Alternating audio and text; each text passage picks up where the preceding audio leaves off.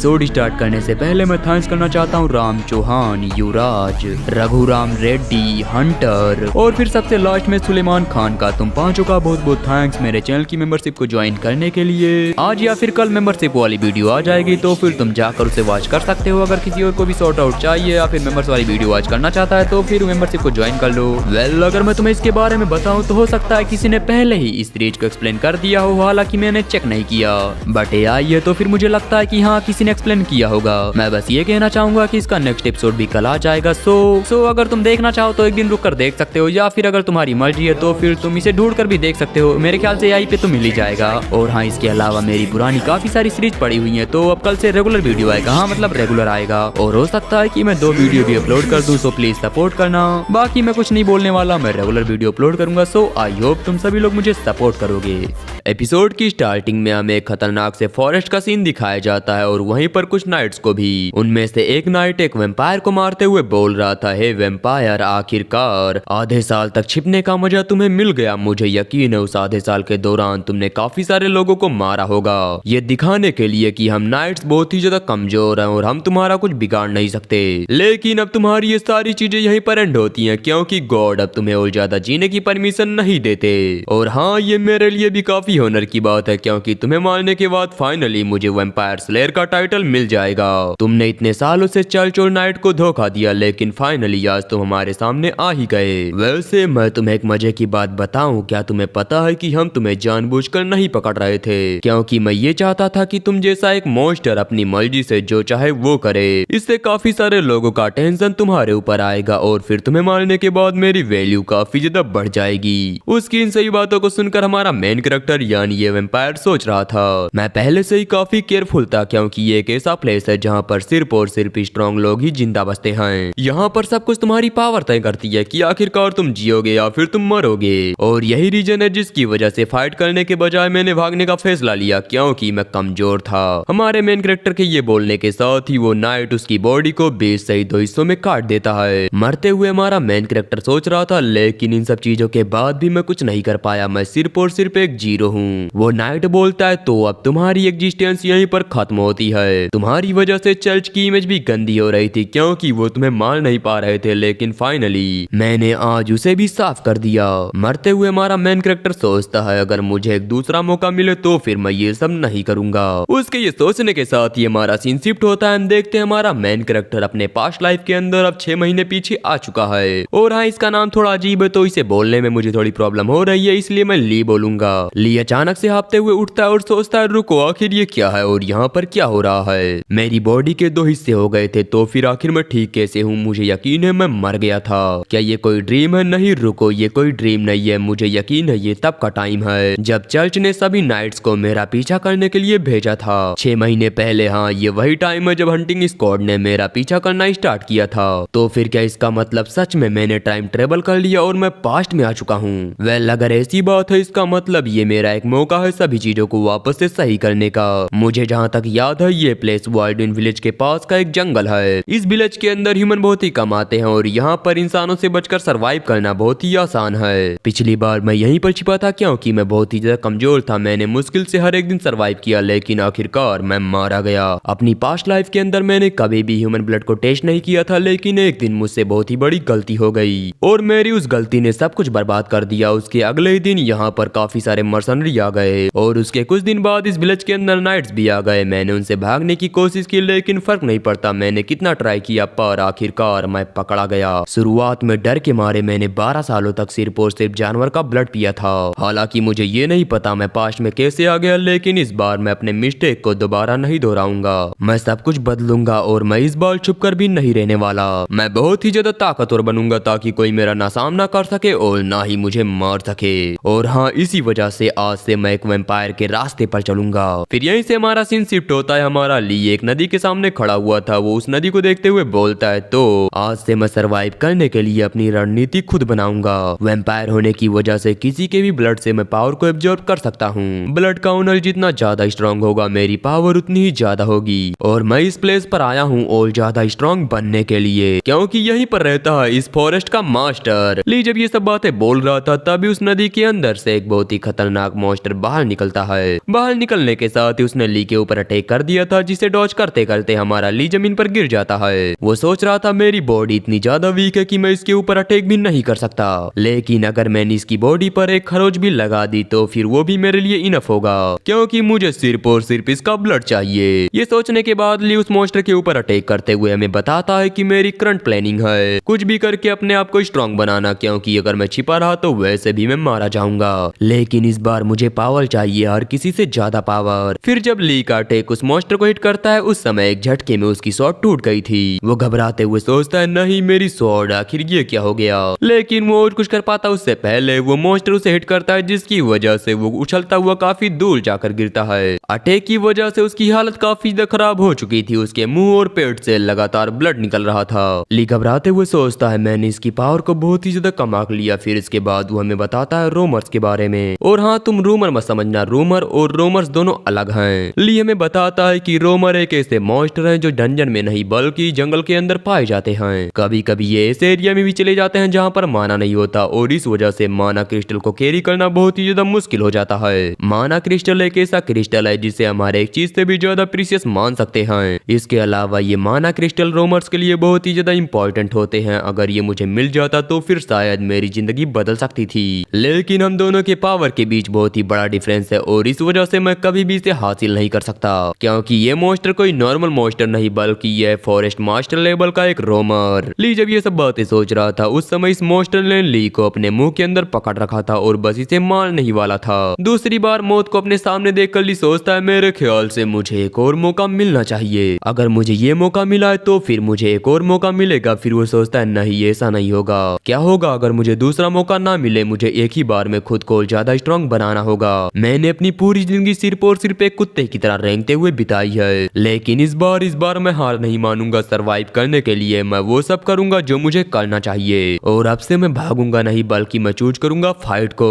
ये सब सोचने के साथ ही ली उस मॉन्स्टर के मांस को अपने दांतों से खाने लगता है, क्योंकि कोई मॉन्स्टर कितना भी स्ट्रांग क्यों ना हो लेकिन अंदर से उसकी बॉडी स्ट्रांग नहीं होती। उसका थोड़ा सा मांस खाने के साथ ही हम देखते हैं ली की बॉडी ग्लो करने लगती है और उसकी बॉडी के ऊपर अचानक ही अजीब तरह के टैटू भी अपीयर हो रहे थे। वो सोचता है सरवाइव करने के लिए मुझे एक और मौका मिला है और मैं इसे गवाऊंगा नहीं, क्योंकि मैं सभी चीजों को अगली बार के लिए नहीं छोड़ सकता। फिर इसके बाद ली इस मॉन्स्टर के माना क्रिस्टल की तरफ आगे बढ़ता है। हमें ली के सामने और इस मॉन्स्टर के पेट के बीच में वही माना क्रिस्टल दिखाई देता है जिसे कि ली ढूंढ रहा था। वो इस कोर की तरफ बढ़ते हुए हमें बताता है कि अगर हम सरवाइव करना चाहते हैं तो फिर हमें दूसरों के ब्लड के ऊपर खड़ा होना सीखना होगा। इसी के साथ ली इस माना क्रिस्टल को तोड़ देता है और इसके अगले ही पल थोड़ी देर के लिए पूरे एरिया में शांति छा गई थी। थोड़ी देर बाद पानी के अंदर एक बहुत ही बड़ा धमाका होता है। उस धमाके के अंदर से बाहर निकलती हैं दो चीजें, पहला उस मॉन्स्टर की डेड बॉडी और दूसरा एक आवाज जो कि बोल रही थी मैंने खुद से प्रॉमिस किया था अगर मुझे एक और मौका दिया जाए तो फिर मैं भागूंगा नहीं, मैं फाइट करूंगा।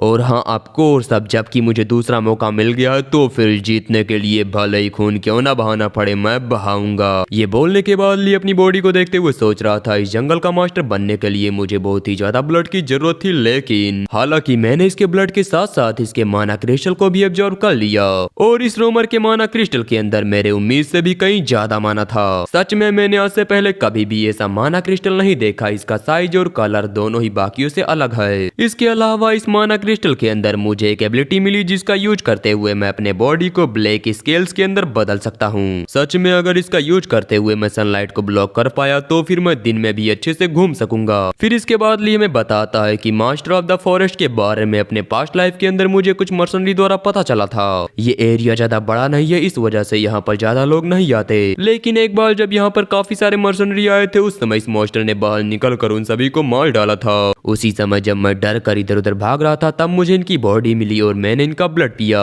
तब मुझे इस मॉन्स्टर के बारे में पता चला और इसी वजह से इस लाइफ के अंदर यहाँ पर आकर मैंने इसे मारने का डिसीजन लिया। हालांकि अब मैं पहले के मुकाबले काफी स्ट्रांग हूँ, लेकिन मैं अभी भी उतना स्ट्रांग नहीं कि मैं नाइट जंग ड्रेड का सामना कर सकूं। मुझे तब तक फाइट को अवॉइड करना होगा जब तक मुझे यकीन न हो जाए कि मैं उसे हरा सकता हूँ। फिर इसके बाद ली हमें बताता है मैं कहीं भी क्यों न छिपी हूँ, होली नाइट जंग ड्रेड वो मुझे ढूंढ ही लेगा। ऐसा लगता है उसके पास कोई ऐसी स्किल है जिससे वो मरे हुए लोगों या फिर मॉन्स्टर के बारे में पता लगा सकता है, और इसी वजह से इस बार छिपने के बजाय मुझे अपनी पावर को बढ़ाना होगा ताकि मैं उसे मार सकूं। ली आगे आसमान की तरफ देखते हुए सोचता है सूरज जल्द ही निकलेगा और फिलहाल यहाँ पर अपने माना क्रिस्टल के पावर को चेक करना बहुत ही ज्यादा जल्दी हो जाएगा। मुझे चुपचाप चुपचाप वापस लौट जाना चाहिए। यहाँ पर ली का ये मतलब है कि अगर वो अभी सूरज के सामने जाकर अपने क्रिस्टल के पावर को चेक करेगा तो हो सकता है वो मारा जाए। इस वजह से वो बाद में आएगा जब और ज्यादा स्ट्रॉन्ग बन जाएगा तब।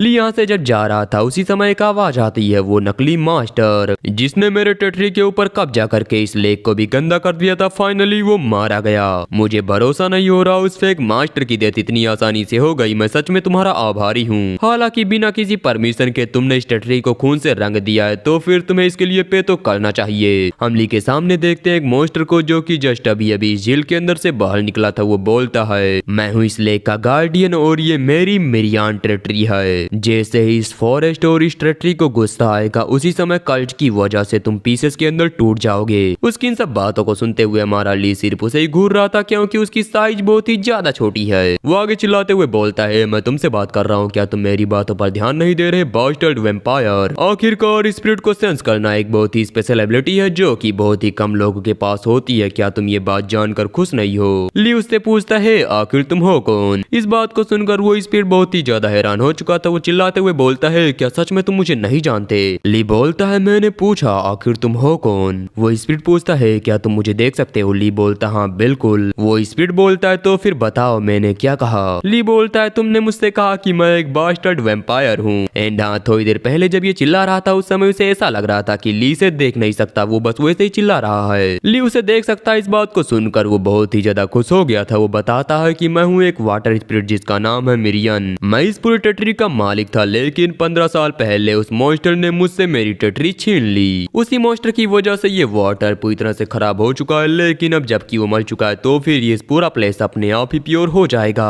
स्टार्टिंग में मुझे ऐसा लग रहा था कि वो मॉन्स्टर तुम जैसे एक टकले इंसान को खा जाएगा। अब मुझसे ये मत कहना उस मॉन्स्टर को मारने के लिए तुमने अपनी बॉडी चेंज कर रखी थी ताकि तुम उसे आसानी से मार पाओ। सच में तुम तो काफी ज्यादा इंटेलिजेंट हो, तुमने बिना किसी प्रॉब्लम के उस मॉन्स्टर को मार दिया। ली उसकी बातों को इग्नोर करते हुए ये सोच रहा था कि आखिरकार मेरा ये टैटू अचानक से डिसअपियर कैसे होने लगा। मिरियन आगे बोलता है, वैसे क्या तुमसे बात करने के लिए मुझे फॉर्मल लैंग्वेज का यूज करना चाहिए, लेकिन एक मिनट रुको, आखिर तुम्हारी बॉडी के ऊपर ये टैटू किया है और उसका क्या मतलब है? मिरियन को यहाँ पर ऐसा लग रहा था कि ये टैटू उन लोगों का नाम है जिसे ली ने अभी तक मारा है। ली उसे बताता है, मुझे इस टैटू के बारे में ज्यादा कुछ नहीं पता, ये हमेशा से ही मेरी बॉडी के ऊपर थे। फिर इसके बाद ली हमें बताता है कि एक वैम्पायर होने के तौर पर मेरा जन्म ऐसे ही हुआ था। आखिरी बार जब मुझे याद है उस समय मेरी बॉडी के ऊपर 10 टैटू थे। हालांकि मुझे अपने पास्ट के बारे में कुछ भी याद नहीं क्योंकि उस समय मैं सिर्फ और सिर्फ एक नॉर्मल लाइफ जीना चाहता था। हालांकि अब मुझे इन सब चीजों से फर्क नहीं पड़ता क्योंकि मैं उन सब बातों को याद भी नहीं करना चाहता। अगर ये टैटू किस तरह का मैजिक है तो फिर इसका मतलब आज मैंने जो कुछ भी किया उसी वजह से ये रिलीज हुआ है। फिर इसके बाद ली उस स्पिरिट से बोलता है, ठीक है अब मैं यहाँ से जा रहा हूँ तो फिर तुम इस फॉरेस्ट का अच्छे से ध्यान रखना। मिरियन चिल्लाते हुए बोलता है, आज फाइनली मुझे कोई ऐसा मिला है जिससे मैं बात कर सकता हूँ, तो फिर क्या तुम इसी तरह से जाने वाले हो? मैं बहुत ही ज्यादा ऊब गया हूँ क्योंकि जल्दी कोई स्पिरिट को देख नहीं पाता और मैं चाहता हूँ कि तुम यहाँ से ना जाओ। ली उससे पूछता है, क्या तुम इस लेक को वापस से पहले की तरह करने वाले हो? मिरियन बताता है कि इसे पहले की तरह करने में बहुत ही ज्यादा टाइम लगेगा। इसके अलावा तुम जैसे ब्यूटीफुल मैन को पानी ऑफर करना ये सच में काफी अच्छा होगा। मैं एक वाटर स्पिरिट हूँ, इस वजह से मेरे वाटर का टेस्ट काफी अमेजिंग है। और हाँ, अगर तुम यहाँ पर एक क्लियर वाटर पीते हो तो फिर शायद तुम्हारा अपीयरेंस भी चेंज हो जाए। फिर इसके बाद मिरियन अपने माउथ से वाटर को बाहर निकालते हुए बोलता है, लो पी लो। लेकिन ली यहाँ पर उसे मना करते हुए बोलता है, भाड़ में जाओ, मैं ऐसा कुछ भी नहीं करने वाला। ली को यहाँ से जाता देख मिरियन चिल्लाते हुए बोलता है, सर प्लीज रुकिए, मैं किसी भी वाटर को तुरंत प्योर करके पीने लायक बना सकता हूँ। फिर यहीं से हमारा सीन शिफ्ट होता है। हम कई दिनों बाद बाल्डविन विलेज का सीन देखते हैं। इस विलेज के चारों तरफ सिर्फ और सिर्फ फॉरेस्ट है और यहाँ पर बहुत ही कम लोग आते हैं। इसी विलेज के अंदर हम देखते हैं एक आदमी को जो कि अचानक ही एक गेट को ओपन करके चिल्लाते हुए बोल रहा था, चीफ जल्दी मेरे साथ चलिए, यहाँ पर रेड आई मॉन्स्टर अपीयर हुआ है। इस बात को सुनकर चीफ काफी ज्यादा हैरान हो गया था। फिर इसके बाद वो जब बाहर जाकर देखता है तब और भी ज्यादा हैरान हो जाता है। उसे अपने सामने काफी सारे मॉन्स्टर दिखाई देते हैं, मतलब छोटे मोटे मॉन्स्टर जो कि पहले से ही मरे हुए थे। इन सभी मॉन्स्टर को देखते हुए विलेजर बोलते हैं, चीफ क्या सच में हम इन मॉन्स्टर को ले सकते हैं, ये हमारे लिए हैं। चीफ के साइड में खड़ा एक लड़का उसे बताता है कि हमें ये बात समझ नहीं आ रही कि आखिर ये रेड आई मॉन्स्टर क्या करना चाहता है। ये आमतौर पर 2 हफ्ते के अंदर हमारे पास इन मॉन्स्टर को छोड़ देता है। चीफ बोलता हाँ, लेकिन इस बार अभी टाइम तो नहीं हुआ है ना।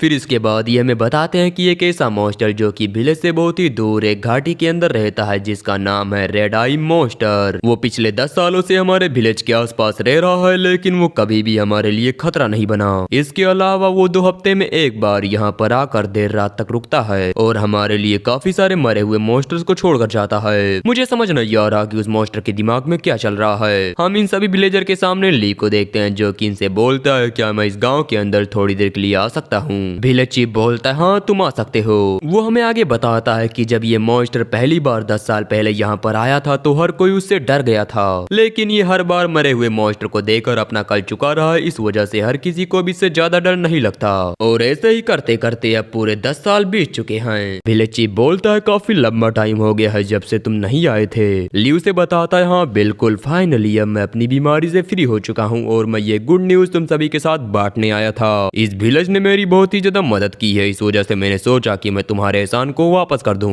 विलेज चीफ ली से पूछता है आखिर तुम हो कौन। ली अपना मास्क हटाते हुए उससे बोलता है जब भी तुम्हें मेरी मदद की जरूरत पड़े तुम मुझे बुला सकते हो। यहाँ पर ली के फेस को देखने के बाद उन सभी की आंखें चौनिया रही थी। वो सभी घबराते हुए बोलते हैं देखो रेड आई मॉन्स्टर। चीफ बोलता है सामने से इतनी ज्यादा रोशनी आ रही है कि मैं उसके फेस को ठीक से देख भी नहीं सकता। फिर इसके बाद जब उसकी नजर ली के फेस के ऊपर पड़ती है तब वो सोचता है मेरे ख्याल से फॉरेस्ट के अंदर रहने वाला ये एक हाफ एल्फ नोबल है। ये हमेशा एक मास्क पहन कर रखता है, लेकिन जब आज मैंने इसका फेस देखा तो सच में ये काफी हैंडसम है। मेरियन ली से पूछता है आखिरकार तुम इतने लंबे टाइम से इन सभी को अपने हंट किए हुए मॉन्स्टर क्यों दे रहे थे, आखिरकार तुम सोच क्या रहे हो। तुम एक वेम्पायर हो और वेम्पायर को सिर्फ और सिर्फ ब्लड, खून और डेथ चाहिए। ली उसे बताता है ट्रस्ट के लिए। इसके अलावा ह्यूमन वर्ल्ड के अंदर अपने फेस को दिखाना बहुत ही इंपॉर्टेंट है। ये एक सिंबल है और इससे सभी लोग तुम्हारे ऊपर और ज्यादा ट्रस्ट करेंगे। मेरियन पूछता है क्या तुम उन सभी के साथ फ्रेंडशिप करना चाहते हो, क्या तुम उन्हें मारोगे नहीं। तुमने कहा था तुम कुछ दिनों के अंदर यहाँ से चले जाओगे, तो फिर तुम्हें उनके लिए ये सब करने की क्या जरूरत थी। और गाइस आगे बढ़ने से पहले मैं तुम्हें एक बात बताना चाहूंगा, ऐसा नहीं है हमारे ली को पास्ट में आए पूरे 10 साल बीत चुके हैं, नहीं बिल्कुल नहीं। वो गाँव वालों को तब से मीट दे रहा है जब से वो इस विलेज के अंदर आया था, लाइक जब से वो कमजोर था और उसकी बीमारी ठीक हो गई है। उससे इसका ये मतलब था कि अब वो स्ट्रॉन्ग बन गया है, मतलब उसे अपने पास्ट में आए 10 साल नहीं हुआ, बस कुछ दिन हुए हैं। वो बोलता है मुझे लगा था सभी चीजें अच्छे से हो जाएंगी, लेकिन मैं गलत था। अब जल्द ही इस विलेज के ऊपर कुछ मर्सनरी अटैक करके इसे पूरी तरह से डिस्ट्रॉय कर देंगे और यहाँ के लोगों को भी मार डालेंगे। वो हमें बताता है वो सभी मर्सनरी एक बच्चे को ढूंढ रहे हैं और उसी बच्चे की वजह से ये पूरे का पूरा विलेज डिस्ट्रॉय होगा। उन सभी मर्सनरी का गोल है उस बच्चे को किडनैप करके इस रीजन के केसल यानी सर तिरविन के पास ले जाना है, जो कि यहाँ के लॉर्ड हैं और गवाह को तबाह करने के लिए वो पूरे के पूरे गांव के लोगों को मार डालेंगे। और अगर मैंने इन सभी मर्सनरी को रोकने का ट्राई किया तो होली नाइट आकर मेरे ऊपर अटैक करेंगे और मुझे मार डालेंगे। लेकिन सही बातों को सुनकर मेरियन सोच रहा था क्या ये सच है, अगर ये सच है तो फिर इसे इस बारे में कैसे पता। वो बोलता है मुझे कुछ समझ नहीं आ रहा, लेकिन सच में इस बात पर यकीन करना बहुत ही मुश्किल है कि वो पूरे के पूरे विलेजर को मार डालेंगे। वो सोचता है मैंने कुछ दिन ली के साथ बिताए, लेकिन इसके बाद भी मैं उसके माइंड को रीड नहीं कर सकता। ली मेरियन से बोलता है तुम्हें ज्यादा सोचने की जरूरत नहीं, जल्दी तुम्हें ये बात पता चल जाएगी कि मैं झूठ बोल रहा था या फिर सच। किसी भी हालत में मुझे विलेजर के ट्रस्ट को हासिल करना होगा ताकि वो ये ना समझे कि मैं उनके लिए खतरनाक हूँ। मेरियन बोलता है मर्सनरी का अटैक और तुम्हारा ट्रस्ट जीतना, आखिरकार इन दोनों का क्या संबंध है। वो जब ये सब बातें सोच रहा था तभी ध्यान न देने की वजह से वो ली से टकरा जाता है और इसी बीच ली के सामने से एक आवाज आती है आखिरकार तुम रुक क्यों गए। इस आवाज को सुनकर ली और मेरियन जब अपने सामने देखते हैं तब उन्हें अपने सामने दिखाई देते हैं काफी सारे लोग जो इन्हीं की तरफ आगे बढ़ रहे थे। ली को देखकर एक मर्सनरी बोलता है आखिर तुम हो कौन। दूसरा बोलता है मेरे ख्याल से ये उन्हीं विलेजर में से एक है। वेल अगर ऐसी बात है तो फिर हमें क्या करना चाहिए, क्योंकि हम विलेजर के ऊपर एम्बुश करने का ट्राई कर रहे थे। उन सभी का लीडर बोलता है ये आदमी सच में थोड़ा हैंडसम है तो फिर चलो इसके मजे लें। उसके साइड में खड़ा मर्सनरी बोलता है इसके पास कोई वेपन नहीं है और ये अकेला है। लीडर बोलता है लेकिन अगर इसने चिल्ला दिया तो फिर ये हमारे लिए बुरा होगा। वो मर्सनरी ली के ऊपर अटैक करने के लिए आगे बढ़ते हुए बोलता है मुझे एक मौका दो, मैं इसे मौका ही नहीं दूंगा ताकि ये चिल्ला सके। उसे ली के ऊपर अटैक करता देख मेरियन चिल्लाते हुए बोलता है ली जल्दी कुछ करो। उसके ये बोलने के अगले ही पल हम देखते हैं वो मर्सनरी ली के काफी ज्यादा पास में पहुंच चुका था और उसने अटैक भी कर दिया था, लेकिन उसका अटैक ली को हिट करता उससे पहले ली की आंख रेड कलर में ग्लो करने लगती है और इसके अगले ही पल ली ने उस आदमी के सर को उसके बॉडी पार्ट से अलग कर दिया था। जितने भी लोग इस नजारे को देख रहे थे वो कुछ समझ नहीं पाते कि आखिर ये हुआ क्या और ये विलेजर इतना ज्यादा स्ट्रॉन्ग कैसे है। ली बोलता है मेरियन एक बार सोचो, मैं सभी विलेजर का ट्रस्ट इस वजह से गेन कर रहा था ताकि वो मेरे ऊपर शक ना करे, क्योंकि मैं इन सभी को मारने वाला हूँ और अगर उन्हें शक हो गया तो फिर वो नाइट्स को बुला लेंगे। ली के फेस और उसके ट्रांसफॉर्म हाथ को देखने के बाद सभी मर्सनरी चिल्लाते हुए बोलते वैम्पायर, ये आदमी तो वैम्पायर है ना कि कोई इंसान। एक मर्सनरी ली के ऊपर अटैक करते हुए बोल रहा था वैम्पायर, मुझे तुमसे डर नहीं लगता क्योंकि मैं तुम्हें मारने वाला हूँ। अगर हम तुम्हें जिंदा चर्च के पास भेज देते हैं तो फिर इसके बदले में हमें बहुत ही ज्यादा रिवॉर्ड मिलेगा। लेकिन उसके ये बोलने के अगले ही पल ली उसके काफी ज्यादा पास में पहुंच चुका था और फिर अपने एक ही अटैक के अंदर इसे भी मार देता है। एक और नाइट ली के ऊपर अटैक करते हुए बोल रहा था ये वैम्पायर बिल्कुल भी नॉर्मल नहीं, हमें कम से कम इसकी लाश ले जानी होगी। ली उनकी बातों पर बिल्कुल भी ध्यान नहीं दे रहा था और एक एक करके उन सभी को मार रहा था। एक और मर्सनरी अपने भारी से वेपन के साथ ली के ऊपर अटैक करते हुए बोलता है तुम डीमन, तुम मेरे हाथों से नहीं बचने वाले, वो मैं हूँ जो तुम्हें मारेगा। मैं तुम्हें अपने वेपन का यूज करते हुए कुचल दूंगा। लेकिन ली ने यहाँ पर काफी आसानी से उसके वेपन को ब्लॉक कर लिया था। वो कांपते हुए बोलता है नहीं, बिल्कुल नहीं, आखिर तुम मेरे अटैक को रोक कैसे सकते हो। ली गुस्से में उसके वेपन को साइड करते हुए घूर के उसकी तरफ देखता है और फिर इसके अगले ही पल वो उस मर्सनरी के सर को उड़ाते हुए बोल रहा था रात एक ऐसा टाइम है जब मैं रूल करता हूँ, क्योंकि ये ब्लड को छिपाने का सबसे अच्छा तरीका है। हम देखते हैं सभी लोगों ने ली को चारों तरफ से घेर रखा था उसे मारने के लिए, लेकिन यहाँ पर उनकी सिर्फ और सिर्फ चीखें ही सुनाई जाती हैं कि ये मॉन्स्टर है और इसे मारो। फिर यहीं से हमारा सीन शिफ्ट होता है। हम कुछ घंटे बाद का सीन देखते हैं। यहाँ पर सभी विलेजर्स भी आ चुके हैं और अपने सामने के नजारे को देखकर काफी ज्यादा हैरान भी हैं, क्योंकि उन्हें अपने सामने दिखाई दे रही है तो सिर्फ और सिर्फ ह्यूमंस की लाशें। वो चीफ ली से बोलता है ये सब रेड आई मॉन्स्टर, मेरा मतलब ये सब आपने किया है। ली बताता है हाँ बिल्कुल, मुझे ये सभी लोग तब मिले जब मैं हंट से लौट रहा था। मैं यहाँ पर ये चेक करने के लिए आया था कि मेरा ट्रैप अच्छे से काम कर रहा है या फिर नहीं। ऐसा लगता है जब ये सभी लोग विलेज की तरफ जा रहे थे उस समय अचानक इनके ऊपर एम्बुश हुआ था और जो मेन कल्प्रिट है वो है ये लोग। वो विलेजर अपने सामने काफी सारे उल्फ की लाशें देखते हुए बोलते हैं क्या ब्लैक उल्फ? ली बताता है हाँ बिल्कुल, यहाँ पर काफी सारे उल्फ मॉन्स्टर थे और इनमें से कुछ तो इन्हें खा भी रहे थे।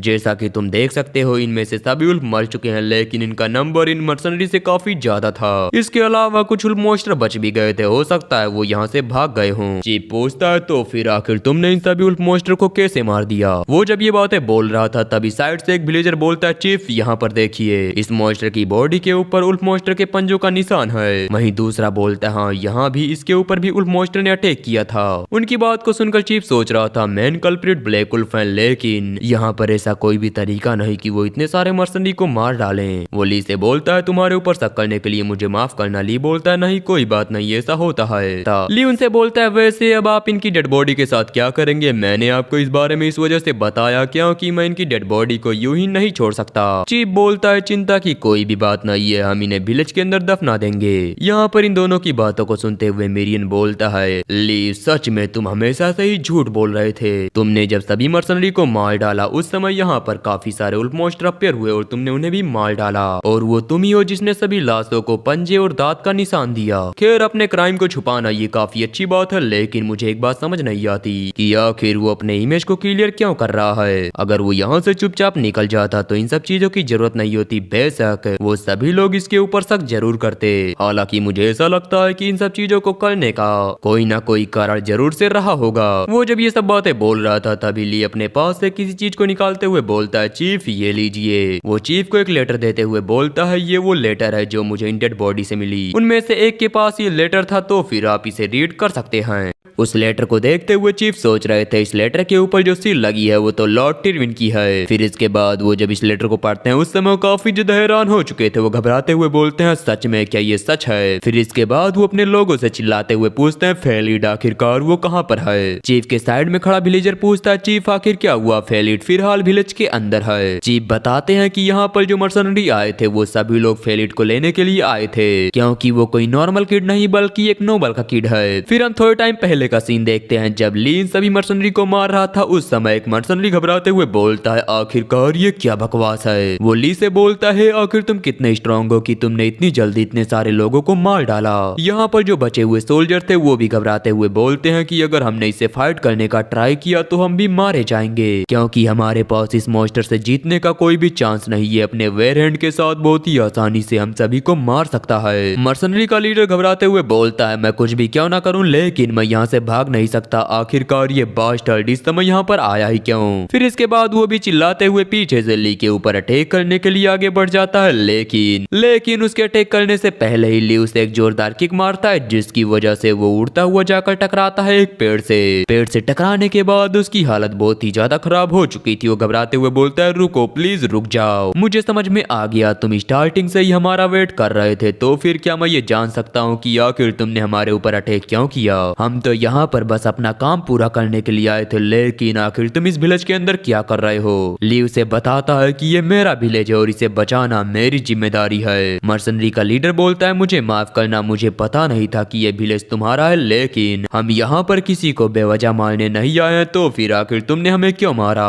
टिरविन फैमिली का बास्टर्ड सन यानी नाजायज बेटा वो फिलहाल इसी विलेज के अंदर छुपा हुआ है और हम यहाँ पर बस उसी को ढूंढने के लिए आए थे, तो फिर आखिर तुमने हमें मारा क्यों? उसकी इन सब बातों को सुनकर ली बोलता है, सच में तुम झूठ काफी अच्छा बोलते हो। मुझे एक बात बताओ, इतने सिंपल से मिशन के लिए आखिरकार यहाँ पर इतने सारे लोग क्यों आए थे? मुझे ये बात अच्छे से पता है, तुम पूरे के पूरे विलेज को डिस्ट्रॉय करने के बारे में सोच रहे थे, है ना? वो मर्सनरी घबराते हुए बोलता है, नहीं नहीं ऐसा कुछ भी नहीं है, ये तो बस एक गलतफहमी थी। एक्चुअली हमें ये काम टिरविन के पैट्रियाज ने दिया था और हम यहाँ पर बस उनके बास्टर्ड सन को लेने आए हैं। हम उनके बेटे को किडनैप करेंगे और इसी वजह से मैं अपने साथ इतने सारे लोगों को लेकर आया था ताकि कोई प्रॉब्लम ना हो। प्लीज मुझे यहाँ से जाने दो, जैसा कि मैंने कहा इसके अंदर मेरी कोई भी गलती नहीं। उसकी इन सब बातों को सुनकर ली सोचता है, मुझे पता था वो पर्सन इन सब चीजों के अंदर जरूरी शामिल होगा, वर्थेल टिरविन, वैम्पायर हंटर स्क्वाड का कमांडर जिसने जंग डिरहिट के साथ मिलकर मुझे हरेस किया था यानी मारा था। मुझे यकीन है वर्थेल ने इन सभी मर्सनरी को पूरे के पूरे विलेज को डिस्ट्रॉय करने का ऑर्डर दिया था, क्योंकि ऑफ कोर्स वो एक नाइट है और वो अपने डिसीजन काफी सोच समझ कर लेता है ताकि फ्यूचर में उसे कोई प्रॉब्लम ना हो।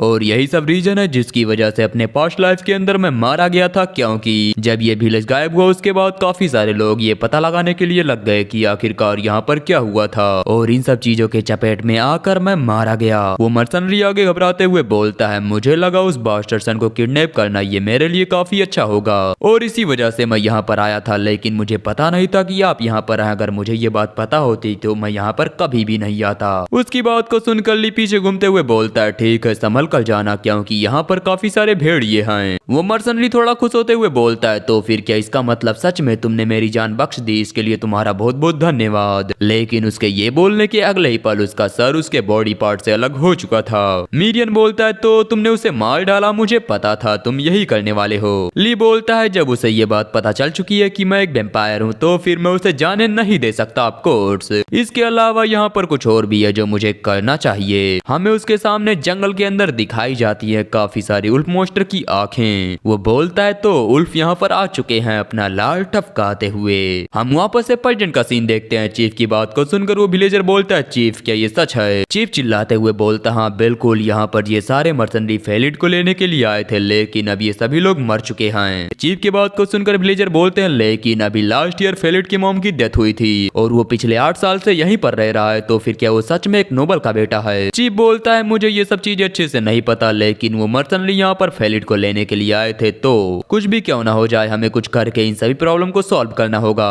ली उन्हें बताता है कि आपको सिंपली फेलिड को केसल तक भेजना चाहिए बस। चीफ बताते, हाँ मुझे ये बात पता है, लेकिन आखिर हम उसे केसल के पास भेजेंगे कैसे? उसे लेने के लिए यहाँ पर जितने भी मर्सनरी आए थे वो सभी लोग मर चुके हैं और हो सकता है यहाँ से जाते टाइम उसके ऊपर काफी सारे मॉन्स्टर अटैक करके उसे भी मार डालें। रुको, कहीं तुम्हारा मतलब ये तो नहीं कि तुम फेलिड को सही सलामत टिरविन केसल तक ले जाओगे? क्या सच में तुम कुछ ऐसा कर सकते हो? ली बोलता, हाँ बिल्कुल, एक नाइट होने के नाते मैं कभी भी आपके बातों को मना नहीं करूंगा। यहाँ पर ली की बात को सुनकर मेरियन काफी ज्यादा हैरान हो चुका था कि आखिर ये वैम्पायर नाइट कब बना। वहीं गांव के बाकी लोग भी काफी ज्यादा हैरान हो चुके थे कि क्या एक नाइट। मेरियन अपना बड़ा सा मुंह खोलते हुए बोलता है, ली आखिर तुम ये क्या बोल रहे हो? आखिर एक वैम्पायर नाइट कैसे हो सकता है? ली गांव वालों को बताता है कि अपना इंट्रोडक्शन लेट से करने के लिए मुझे माफ करना। मैं यूजिन हाउस से जॉन यूजिन हूँ और हाँ इस सीरीज के अंदर ली का रियल नेम यूजिन है। हालांकि मैं स्टार्टिंग से ली बोल रहा हूँ क्योंकि ये मुझे अच्छा लगता है, तो फिर मैं यही बोलूंगा। यहाँ पर ली की बात को सुनकर मीरियन चिल्लाते हुए बोल रहा था, हे आखिरकार तुम्हारी बातों के ऊपर कौन ही भरोसा करेगा? लेकिन उसे शायद ये बात पता नहीं कि जो गांव वाले हैं उन्होंने पहले ही ली की बातों पर यकीन कर लिया है। वो सभी लोग खुश होते हुए बोलते हैं, तो फिर क्या इसका मतलब हम अभी तक जिसे मॉन्स्टर समझ रहे थे वो असल में एक नोबल है। आज से हम तुम्हें सर ली कहेंगे। उन सभी की बात को सुनकर मेरियन चिल्लाते हुए बोलता है, देखो भले ही तुम यहाँ पर झूठ बोल रहे हो लेकिन अब ये कुछ ज्यादा ही हो गया, ठीक है। ली मेरियन को इग्नोर करते हुए बोलता है, इन सभी विलेजर्स को नोबल के बारे में कुछ नहीं पता।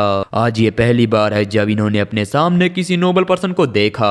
फिर वो अपने मन में सोचता है, स्टार्टिंग में पूरा गांव इस बात को सुनकर काफी हैरान था कि उनके साथ रहने वाला वो बच्चा नोबल है और इसी वजह से मैंने सोचा कि मैं भी एक नोबल बन सकता हूँ क्योंकि इन गांव वालों के पास बिल्कुल भी नॉलेज नहीं। गांव वाले चिल्लाते हुए बोल रहे थे, सर ली तो फिर क्या आप सच में एक नोबल हैं? आप 10 सालों से इस जंगल के अंदर रह रहे थे, इस वजह से हमें लगा कि आप मॉन्स्टर हैं। हाँ मैं समझ गया, एक स्ट्रॉन्ग नाइट बनने के लिए आप अच्छे से ट्रेनिंग ले रहे थे और ज्यादातर नाइट आमतौर पर यही करते हैं। ली उन सभी को बताता है कि मेरी कुछ ऐसी सिचुएशन थी जिसकी वजह से मैं काफी लंबे टाइम से इसी फॉरेस्ट के अंदर रह रहा था। गांव वाले उसके बातों पर ध्यान दिए बगैर बस उसके नाम के जय जयकारे लगा रहे थे। वो सभी अपने सामने एक रियल नोबल को देखकर काफी हैरान और काफी खुश भी थे। चीफ बताता है, हमारा विलेज बहुत ही ज्यादा गरीब है, इस वजह से हम आपको अच्छे से ट्रीट नहीं कर सकते, इसके लिए हमें माफ करना। ली बोलता है, नहीं कोई बात नहीं, मुझे इन सभी चीजों की कोई भी परवाह नहीं, वैसे मैं काफी ज्यादा थक चुका हूँ, तो फिर क्या मैं एक रात के लिए आपके विलेज में रुक सकता हूँ? चीफ बोलता, हाँ बिल्कुल, इसमें हमें कोई भी प्रॉब्लम नहीं, एक नाइट हमारे विलेज के अंदर रहने के लिए आ रहा है, ये तो हमारे लिए ऑनर की बात है। फिर यहीं से हमारा सीन शिफ्ट होता है। हम अगले दिन का सीन देखते हैं जहाँ पर ली मजे से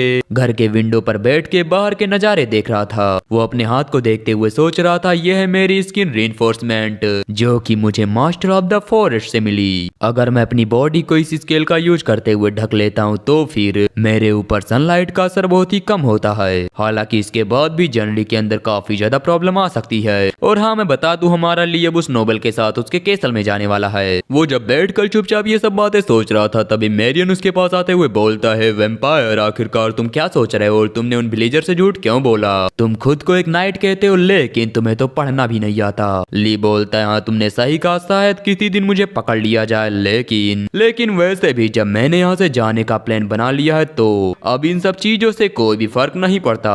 मेरियन बोलता है, मुझे एक बात बताओ, तुम फॉरेस्ट के अंदर काफी नॉर्मली लाइफ जी रहे थे, तो फिर आखिर अब तुम इन विलेजर के पास क्यों आए और तुम यहाँ से कहाँ जाने वाले हो? उसके ये बोलने के साथ ही बाहर से आवाज आती है, सर ली क्या आप उठ चुके हैं? क्योंकि जाने का टाइम हो चुका है, आप कब जाएंगे? ली मेरियन को बाहर की तरफ इशारा करते हुए बताता है, देखो मैं यही चाहता था, यहाँ पर जितने लोग हैं उन सभी ने ये मान लिया है कि मैं एक नाइट हूँ और वो मुझे इसी तरह से ट्रीट करेंगे। ह्यूमन कभी भी तुम्हारे अथॉरिटी के ऊपर भरोसा नहीं करेंगे, वो तुम्हारे फैंसी वर्ड्स के ऊपर भरोसा करेंगे और इसी वजह से अगर तुम अच्छे दिखते हो और तुम्हारे पास ताकत है तो फिर तुम जितना चाहे उतना झूठ बोल सकते हो। और वैसे भी इन गाँव वालों के पास बिल्कुल भी नॉलेज नहीं, तो इन्होंने मेरी बातों पर काफी आसानी से यकीन कर लिया। अगर इनकी जगह पर कोई नोबल होता तो मुझे यकीन है वो मेरी बातों पर इतनी आसानी से ट्रस्ट नहीं करता। ये सब सोचने के बाद ली अपना मास्क पहनते हुए बोलता है, तो इस वजह से मैं अभी से अपने इस झूठ को सच में बदलने जा रहा हूँ। फिर इसके बाद हम देखते हैं चीफ को, जो कि ली को एक लेटर देते हुए बोल रहा था, सर ली मैंने सभी चीजों को अच्छे से एक्सप्लेन कर दिया है और हाँ वहाँ पर जाने के बाद आपको कोई भी प्रॉब्लम नहीं होगी, इस वजह से उस बास्टर्ड बच्चे का, मेरा मतलब सर फील्ड का,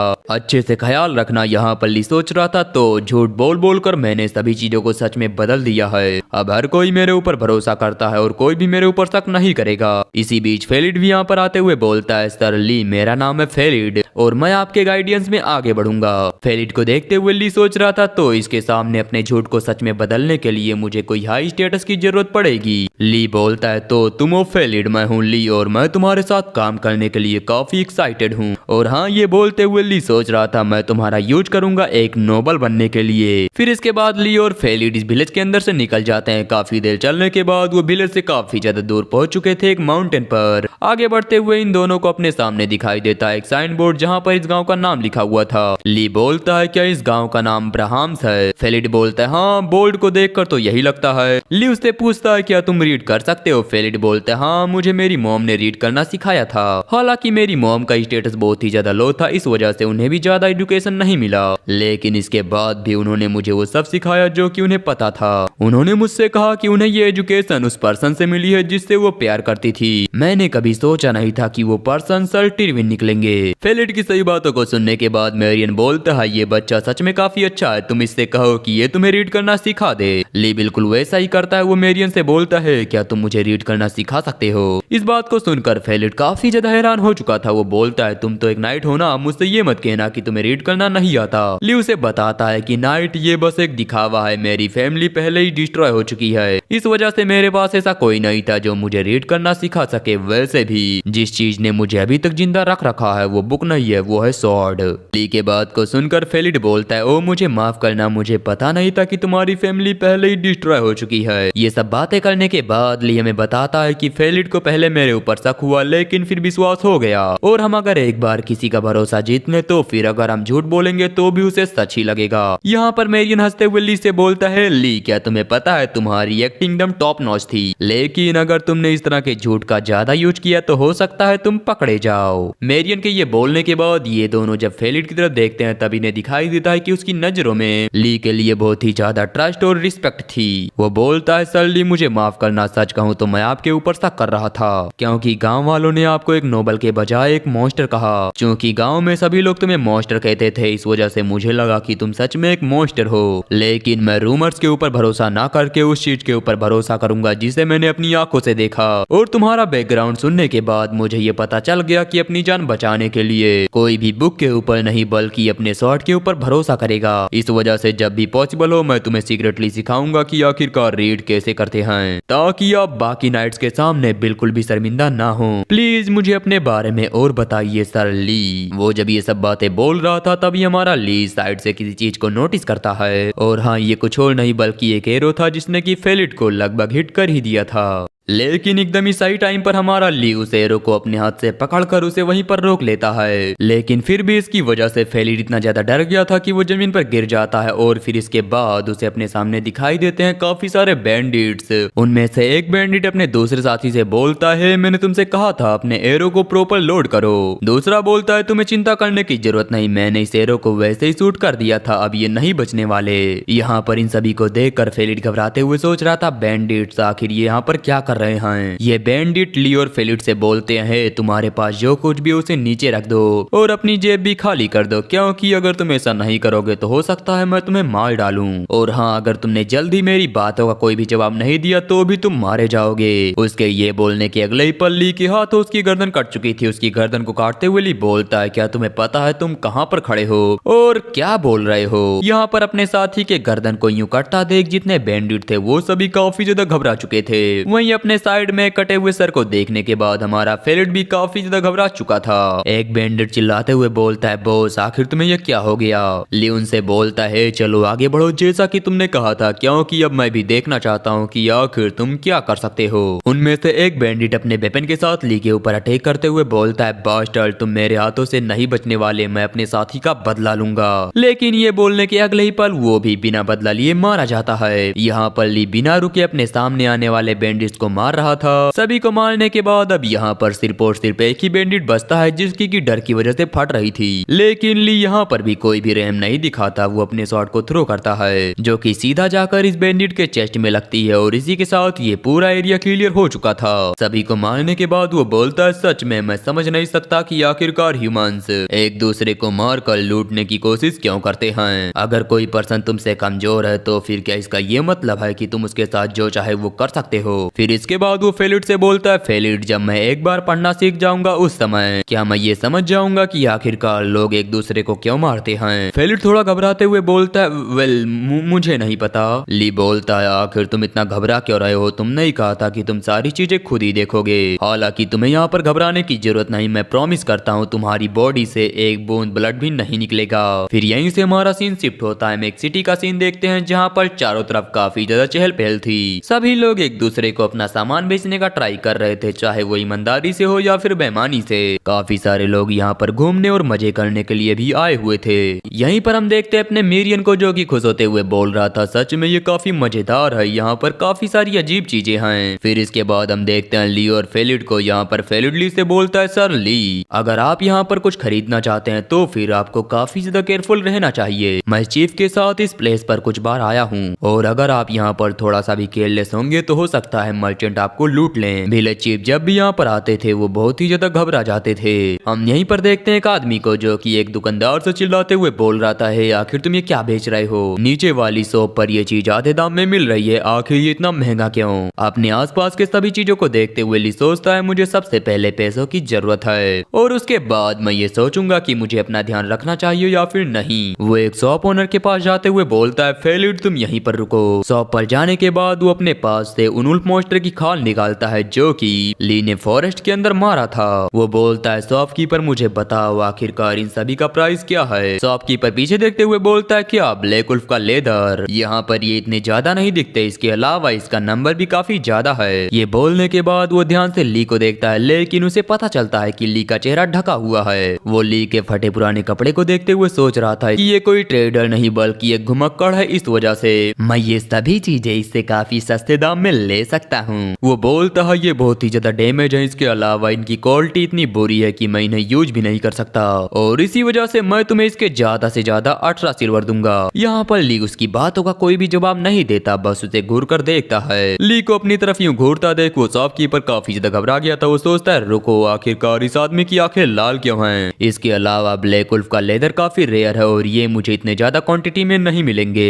वेल मेरे ख्याल से मुझे इसके लिए थोड़ा और पे करना चाहिए, क्योंकि अगर ये आदमी सेटिस्फाई होता तो ये मुझे यूं घूरता नहीं। शॉपकीपर बोलता है, ठीक है, तुम यहाँ पर पहली बार आए हो, इस वजह से मैं तुम्हें थोड़ा और दूंगा, 23 सिल्वर। लेकिन हमारे ली का रिएक्शन ये सुनने के बाद भी चेंज नहीं होता, वो भी वही था। शॉपकीपर बोलता है, ठीक है, तुम्हें घूरने की जरूरत नहीं, मैं 25 सिल्वर दूंगा। लेकिन ली का मूड अभी भी ठीक नहीं होता, इस वजह से वो 27 और फिर 28 कर देता है। लेकिन ये सुनने के बाद भी हमारा ली उसे आके फाड़ फाड़ कर घूर रहा था। शॉपकीपर सोचता है, बास्टर्ड, आखिरकार तुम्हें मुझसे कितना चाहिए? सबसे लास्ट में बोलता है, ठीक है 30 सिल्वर, मैं तुम्हें इससे ज्यादा नहीं देने वाला। ली बोलता है, तो फिर ठीक है, मुझे वो दे दो। फिर यहीं से हमारा सीन शिफ्ट होता है। फॉरेस्ट के अंदर का सीन देखते हैं जहाँ पर ली धीरे धीरे रीड करने का ट्राई कर रहा था। वो सोचता है, मैंने बेसिक तो सीख लिया है लेकिन मैं अभी भी बहुत पीछे हूँ, मुझे सबसे पहले अच्छे से पढ़ना सीखना होगा, इससे सबको ये लगेगा कि मैं सच में एक नोबल और नाइट हूँ। ली जब ये सब सोच रहा था तभी मेरियन उससे बोलता है, तुम्हारे कपड़े वो इस बार काफी अच्छे लग रहे हैं। जब मैं वैम्पायर के बारे में सोचता हूँ तब मेरे दिमाग में ज्यादातर सिल्क के कपड़े आते हैं, लेकिन ये अलग है। तुमने इसके लिए जितने पैसे पे किए सच में वो वर्थ इट था। ली बोलता है, तुमने सही कहा, मैंने इस मार्केट के बारे में जितना सोचा था ये उतना भी बुरा नहीं। मेरियन बोलता है, क्या तुम्हारा मतलब उस धोखेबाज मर्चेंट से है? सच में तुम तो अमेजिंग हो, तुम उसे बस घूरते रहे और वो अपने आप ही पैसे बढ़ाता गया। मेरे ख्याल से उस टाइम तुम्हें और ज्यादा जोर लगाना चाहिए था, हो सकता था तुम्हें और ज्यादा पैसे मिल जाते और उसके बाद तुम अपने लिए एक्सपेंसिव सिल्क क्लॉथ खरीद सकते थे। ली बोलता है, मुझे इन सब चीजों से फर्क नहीं पड़ता, मुझे बस ऐसे कपड़े चाहिए जो सन की लाइट को रोक सके। मेरियन बोलता है, आखिर तुम ये क्या बकवास कर रहे हो, तुम्हें अपनी लाइफ को थोड़ा और एंजॉय करना चाहिए। सोचो, एक वैम्पायर जो कि नोबल है वो मूनलाइट के अंदर अपनी जिंदगी को अच्छे से एंजॉय कर रहा हो, आखिर वो कैसा दिखेगा? उसके चारों तरफ सर्वेंट हैं जो कि उसे खून सर्व कर रहे हैं, सच में ये कितना अमेजिंग होगा। ली बोलता है, मेरियन तुम बस उस लेक के अंदर रहते थे लेकिन इसके बावजूद तुम्हें काफी कुछ पता है। मेरियन बताता है, ओरिजिनली मैं स्पिरिट रेलम के अंदर रहता हूँ, इस वजह से मुझे इन सभी चीजों के बारे में पता है। वहाँ पर ऐसे ह्यूमन भी कभी कभी आते हैं जिन्होंने अपने वर्ल्ड के अंदर काफी ज्यादा फेम को हासिल किया होता है, उन्हें इन सब चीजों के बारे में काफी कुछ पता होता है और मैंने उन्हीं से ये सभी चीजें सीखी हैं। मैंने वहाँ पर एंशिएंट स्क्रिप्चर और इंपीरियल लैंग्वेज को भी स्टडी किया है। उसकी इन सब बातों को सुनकर ली उससे पूछता है, क्या तुम्हें रीड करना आता है? वो बताता है, नहीं, बिल्कुल नहीं। ली बोलता है, तो फिर वाटर देने के अलावा आखिर तुम कर क्या सकते हो? इसी बीच हम उसके पीछे फेलिड को देखते हैं, यहाँ पर अब वो भी आ चुका है। वो ली के पास आते हुए बोलता है, मुझे माफ करिए सर ली, लेकिन आखिर आप किससे बात कर रहे थे?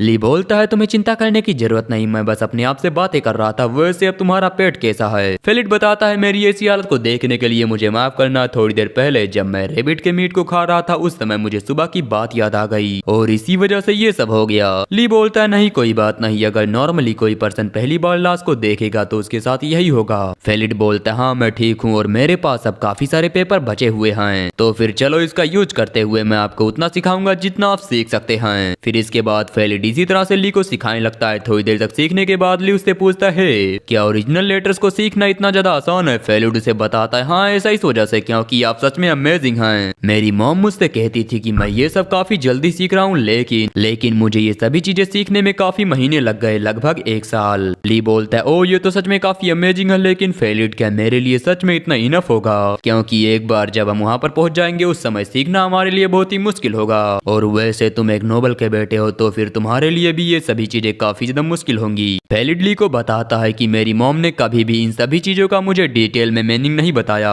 और ना ही मैंने आज से पहले कभी इसके बारे में सोचा, इस वजह से मुझे इन सभी चीजों के बारे में अच्छे से नहीं पता। वैसे इन सब बातों को छोड़िए, मुझे तो ये भी उम्मीद नहीं है कि वहाँ पर जाने के बाद सर टिरविन मेरा वेलकम करेंगे। यहाँ पर वो दोनों जब आपस में इन सभी चीजों के बारे में बात कर रहे थे तभी कोई उनके पास आते हुए बोलता है, आखिरकार तुम कैसे हो। हम देखते हैं ये एक नाइट था जो कि बोलता है, हेलो, अगर तुम्हें कोई प्रॉब्लम ना हो तो फिर क्या हम यहाँ पर अपना कैंप लगा सकते हैं। इस नाइट को यहाँ पर देखकर ली और फेलिड ये दोनों ही काफी केयरफुल हो गए थे क्योंकि उन्हें नहीं पता कब कौन उनके ऊपर अटैक कर दे। ली सोचता है इसके पास प्रॉपर आर्मर और वेपन है, इसके अलावा डिसिप्लिन भी। ये रियल मर्सनरी है, ना कि उनकी तरह जिनसे मैं पहले मिला था। वो मर्सनरी बोलता है, तुम्हारे पास एक बच्चा भी है, क्या मैं जान सकता हूँ कि आखिर तुम कहाँ जा रहे हो। ली सोचता है अगर मैंने यहाँ पर झूठ बोला तो हो सकता है इन सभी को मेरे ऊपर शक हो जाए। वो बोलता है हम लॉर्ड टिरविन के कैसल की तरफ जा रहे थे। वो मर्सनरी बोलता है वो हम भी वहीं पर जा रहे थे, क्या कोई ऐसी बात है जो तुम हमसे करना चाहते हो सकता है हम तुम्हें वाटर, अल्कोहल या फिर कुछ और भी दे दे मेहमान नवाजी के तौर पर। इस मर्सनरी के साइड में खड़ा दूसरा मर्सनरी बोलता है, कैप्टन पार्केट ये कुछ ज्यादा ही हो गया, हम वहीं पर रुके हैं जहाँ पर ये सभी लोग रुके हैं, मुझे इसके अंदर कोई भी प्रॉब्लम नहीं, लेकिन मैं इन्हें अल्कोहल या फिर कुछ और चीज देने के बारे में नहीं सोचता।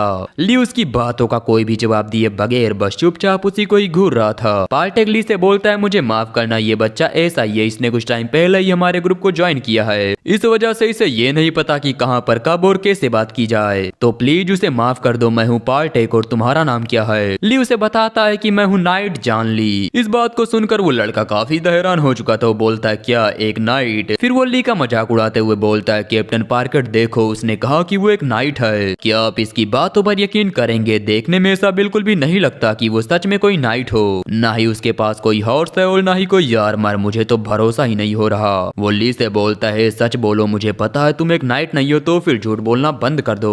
तुमने कहा यूजिन फैमिली, मैंने आज से पहले कभी भी तुम्हारी इस फैमिली के बारे में नहीं सुना, और हाँ मैंने तुम्हें पहले ही बताया कि इस सीरीज के अंदर इसका नाम विजिन है, बट मैं ली बोलता हूँ, तो अगर वोजिन हो या ली हो तो समझ जाना, कंफ्यूज मत होना भाई कहीं भी। वो हंसते हुए बोलता है, कहीं तुम नाटक तो नहीं कर रहे, चलो अपना रियल फेस दिखाओ। यहाँ पर उसकी इन सब बातों को सुनते हुए ली को बहुत ही ज्यादा गुस्सा आ रहा था। वो सोचता है, मैंने फेलिड से पहले ही बोल दिया है कि मैं एक नाइट हूँ, तो फिर मैं बोल ज्यादा झूठ नहीं बोल सकता। ये मर्सनरी हमारे पास एक अलग रीजन की वजह से आए थे, मैं नाइट हूँ या फिर नहीं ये बातें इनके लिए मायने नहीं रखती, लेकिन अगर वो मुझसे बार बार यही पूछेंगे तो हो सकता है यहाँ की सिचुएशन बदल जाए। वैसे भी इनका नंबर उतना भी ज्यादा नहीं है, तो मैं इन सभी को मार सकता हूँ। ये सोचने के साथ ही ली धीरे धीरे अपने शॉट को बाहर निकाल रहा था, लेकिन इसके अगले ही पल पार्टेक उस लड़के के कंधे पर हाथ रखते हुए बोलता है, रबन आखिर तुम ये क्या कर रहे हो। ये बोलने के साथ ही वो रबन को अपने पंच से हिट करता है, जिसकी वजह से वो उछलता हुआ जाकर टकराता है एक पेड़ से। रबन को हिट करने के बाद पार्टेक ली से बोलते हैं, सर प्लीज उसे माफ कर दीजिए, वो अभी बस एक रुकी है। ली बोलता है, ठीक है, मुझे इस चीज के अंदर कोई भी प्रॉब्लम नहीं, लेकिन अपना कैंप लगाने के लिए कोई अच्छा सा प्लेस ढूंढ लीजिए। ये बोलने के बाद ली सोच रहा था, अब ये सभी लोग हमेशा मेरे ऊपर शक करेंगे, इससे बचने के लिए मुझे जल्द ही एक रियल नाइट बनना होगा।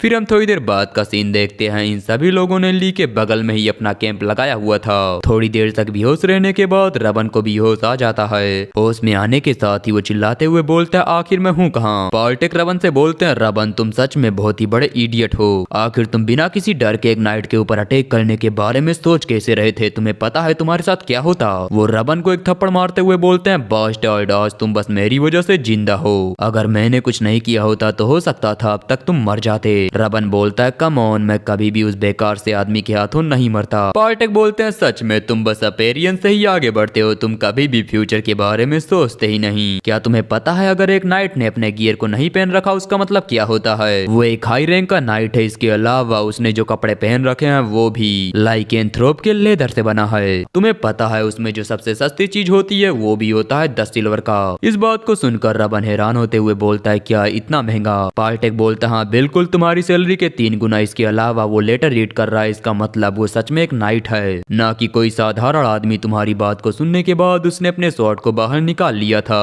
हो सकता सकता था तुम मर जाते, या फिर अगर तुम लकी होते तो शायद तुम्हारी जान बच जाती। उसकी इन सब बातों को सुनकर रबन बोलता है, आखिर आपको इन सब चीजों के बारे में इतना कैसे पता? पार्टेक बताते हैं, जब तुम बिना कुछ सोचे समझे अपना मुंह चला रहे थे उस समय उसका राइट हैंड उसके रोप के अंदर था, और अगर उसे थोड़ा और गुस्सा आ जाता तो हो सकता था वो अपनी स्वॉर्ड निकाल कर तुम्हें वहीं पर मार देता। एक ऐसा पर्सन जो कि बहुत ही ज्यादा स्किल्ड है, अगर वो अपनी स्वॉर्ड बाहर निकाल लेता तो मुझे नहीं लगता कि तुम्हारी जान बचती। वो तो तुम मेरा शुक्र मनाओगी, सही टाइम पर आकर मैंने तुम्हारी जान बचा ली। रबन बोलता है, लेकिन कैप्टन आप तो उसे रोक सकते थे ना। पार्टेक बोलता है, क्या सच में तुम्हें ये बात नहीं पता कि नाइट कितने डरावने होते हैं? एक नाइट एक ऐसी फैमिली में जन्म लेता है जहाँ पर बचपन से ही स्वॉर्ड की ट्रेनिंग दी जाती है। वो अपनी पूरी जिंदगी सिर्फ और सिर्फ यही सीखने में बिता देते हैं कि आखिरकार मर्डर कैसे किया जाए। वो डंजन के अंदर भी जाते हैं मॉन्स्टर को मारने के लिए और मौत के डर का सामना करने के लिए, और फिर अचीवमेंट और टाइटल लेने के बाद वो आते हैं बैटलफील्ड के अंदर ह्यूमंस को मारने के लिए। और केवल वो लोग जिनके हाथ खून से रंगे होते हैं वही नोबल की नजर में आते हैं, और इन सब चीजों के होने के बाद उन्हें ऑफिशियली अपॉइंटमेंट दी जाती है। और अगर कोई नाइट नॉर्मल कपड़े पहनता है तो फिर वो एक क्राइम है, अगर वो रियल नाइट है तो फिर ये प्रॉब्लम होगी, और अगर वो झूठ बोल रहा है तो फिर ये उससे भी ज्यादा बड़ी प्रॉब्लम होगी। क्योंकि अगर कोई नाइट इतना ज्यादा कॉन्फिडेंट होकर ये बोल रहा है कि वो नाइट है तो फिर इसका मतलब वो बिल्कुल भी नॉर्मल नहीं होगा। जब तक तुम्हें अपने स्वॉर्डमैनशिप के ऊपर पूरा भरोसा ना हो तब तक कोई भी ये बात नहीं बोलेगा कि वो एक नाइट है। अगर वो एक नाइट नहीं होगा तो फिर उसके हिसाब से वो सभी लोग एक नाइट है जिन्होंने अपनी लाइफ स्वॉर्ड को समर्पित कर दी है। और हाँ, अगर कोई 20 साल का लड़का खुद को एक नाइट डिक्लेयर करता है इसका मतलब वो सच में काफी ज्यादा स्किल्ड है। रबन पूछता है, कैप्टन तो फिर क्या वो आपसे भी ज्यादा स्किल्ड है? पार्टेक बोलता है, हाँ बिल्कुल, शायद ये हो सकता है। इसके अलावा उसने ये कहा कि वो लॉर्ड टेरविन के कैसल की तरफ जा रहा है। मैंने सुना है कि वो जल्द ही एक डंजन को ओपन करने वाले हैं, हो सकता है ये भी उसी डंजन को ज्वाइन करने के लिए जा रहा हो। हमारी डेस्टिनेशन एक ही है तो हो सकता है हम उससे दोबारा मिलें। यहाँ पर ली भी चुपचाप इन सभी बातों को सुन रहा था। वो सोचता है तो नाइट को इतना ज्यादा ग्रेट माना जाता है, मुझे उम्मीद है मेरा मेथड अच्छे से काम कर जाएगा, लेकिन मुझे अभी भी कुछ प्रिपरेशन करने की जरूरत है। उस आदमी को छोड़कर जो कि इन सभी का कैप्टन है, उसके अलावा बाकी सभी लोग मर्सनरी हैं। मुझे समझ नहीं आ रहा टेरविन फैमिली ने इतने बेकार लोगों को काम पर क्यों रखा, जबकि उसके पास काफी अच्छे अच्छे लोग हैं, या फिर वो नाइट्स को भी बेच सकता था। ये सच में कुछ अजीब है। ये सब बातें सोचने के बाद वो खड़ा होकर उनकी तरफ जाने लगता है। ली को अपनी तरफ आता देख रबन घबराते हुए बोलता है, कैप्टन आखिर वो यहाँ पर क्यों आ रहा है? उनके पास आने के बाद ली उनसे बोलता है, मैंने सुना कि तुम लोग भी टेरविन के कैसल की तरफ जा रहे हो। क्योंकि हमारी डेस्टिनेशन एक ही है तो फिर क्या तुम सभी लोग एक साथ ट्रेवल करना चाहोगे? यहाँ पर ली की बात को सुनकर रबन और पार्टेक ये दोनों ही काफी ज्यादा हैरान हो चुके थे।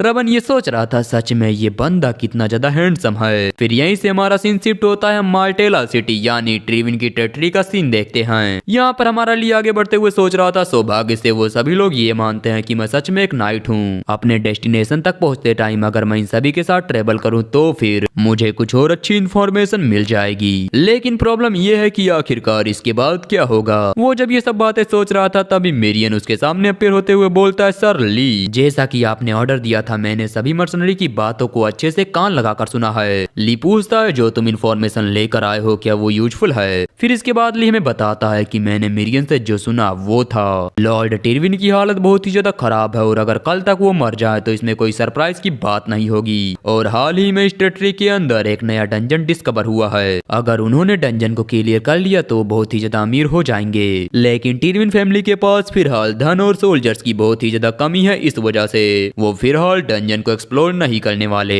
ली यहाँ पर बोलता है, क्या एक नया डंजन ओपन हुआ है?